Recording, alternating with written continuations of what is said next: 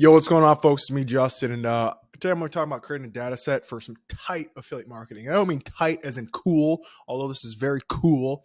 I mean tight as in instead of recommending just 10 random products for like a top 10 list, you're keeping your recommendations to maybe a set of 10, 15, 20, 30 products that you know very well, intimately. And those are kind of your always recommendations because you just know everything there's you need to know about those products. And I apologize in advance. I went to the dentist this morning. My shit's still numb. Like I can't feel my tongue, but I want to get this over with. That way I can just lay down and chill out for a few hours. So what's the word? Again, you instead of sitting there and just recommending any willy-nilly random product, you want to focus on and talk about a few that you know just very, very well. You take that information that you know from all those, the few products. I'm working like 15 to 20 per vertical.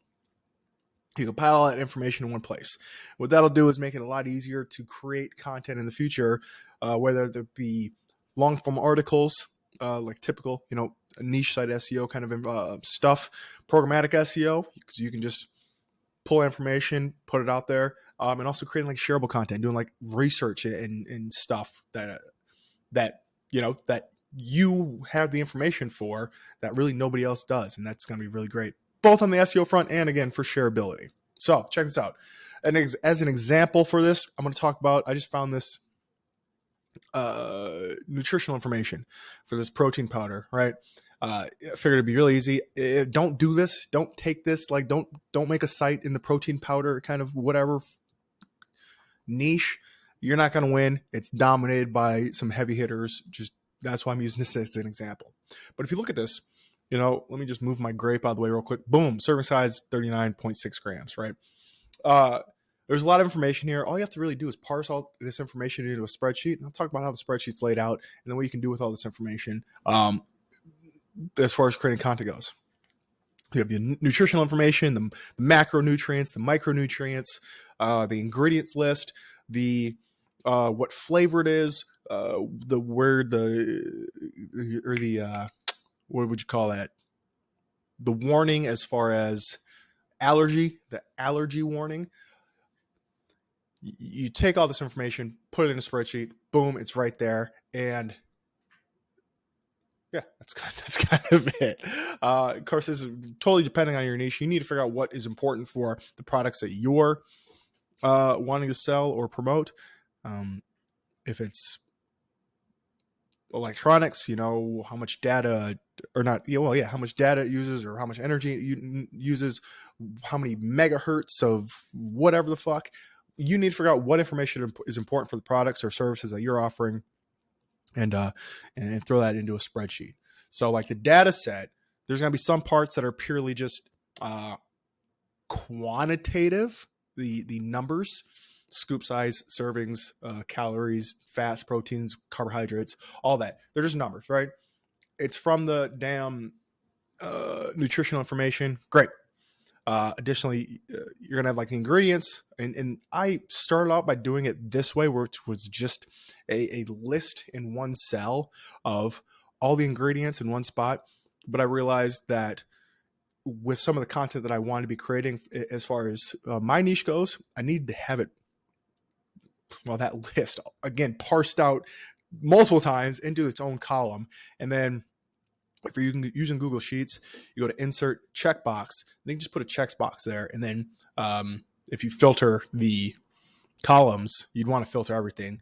Then you can just sort by which ones have checkboxes. Then you see, okay, these, in this case, these 3 protein powders have calcium carbonate in them. And then you can go ahead and create content that's like the 11 protein powders that have calcium carbonate in them because somebody's searching for that because they don't want that or they do want that. You know what I mean? You can go ahead and, take this a step further. If you're going to do this kind of parsed out by ingredients or whatever your situation is, you're going to want to, if you're using AI at all, if you're going to, take the ingredient list and then have a, AI talk about the ingredients and say, hey, this is the ingredient or these are the ingredients in this protein powder and just kind of expand on it a little bit. What you're going to want to do if you're going the checkbox route is set up a formula to basically turn the check boxes back into a list so it's all in one spot. That it's not complicated, but it's too much to get into right now, and it's not really pertinent to the fucking video. So I think that's kind of it as far as the data set goes. Again, you just got to figure out what's important to you and put it all so it's easily digestible on your end. You can do some Sheets, Excel, whatever they have for Macs. I don't know what it's called. I don't use Mac. But that's it. I mean, it's not crazy difficult to set something like this up. I mean, somebody asked on the old Twit machine. So there's that. Now let's think about like some of the things that can be created just from looking at the ingredients, nutritional information, all that for protein powders, right? You got 20 protein powders. You have all this information in a spot, one place. You can do a lot with just whatever is provided on this splash page. I don't know what would you call this, but of course you can do product reviews, alternatives too. I got PP 100% pure protein, just to keep things not on like 2 pages. The comparison posts, those are kind of, we've talked about those in great detail. That's kind of boom, just take that information, talking about it, it's out there, whatever. What you can also do, once this information's in one spot, you can use the information as far as, let's go back, like calculating out how many calories per gram of protein, right? That's something that, somebody that wants to keep their calorie count in check. Maybe they're on a cut as far as bodybuilding or something goes. They want as much protein for the fewest amount of calories. So they don't want a bunch of fat, a bunch of carbs in there. They just want as much protein, most bang for their buck. So you have the information to calc that out, and then you can have a list of here's the best source of protein for your dollar. Boom. Or best source of protein with the fewest amount of calories. Boom. You may rank for that. That'd be great.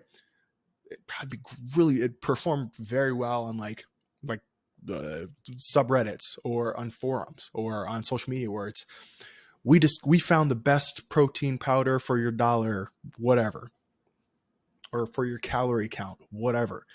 You can do stuff like that. And that's literally just taking the column, calories, or would it be calories divided by protein, either way, you do the math on here. You insert the formula, you double click the bottom right corner. It does a calculation for the entire product line. You sort that from least to most or most to least, whatever. Boom, you have your list right there. Top 10, top 11, top 20. We did the math on these protein powders. Here's the best bang for your buck. Boom. And again, fortunately, because all the information's right there, you don't necessarily need to write out 20 product descriptions or anything like that. You can write one description, use that in hundreds of places on your website, right? Duplicate content, numb jaw, remember?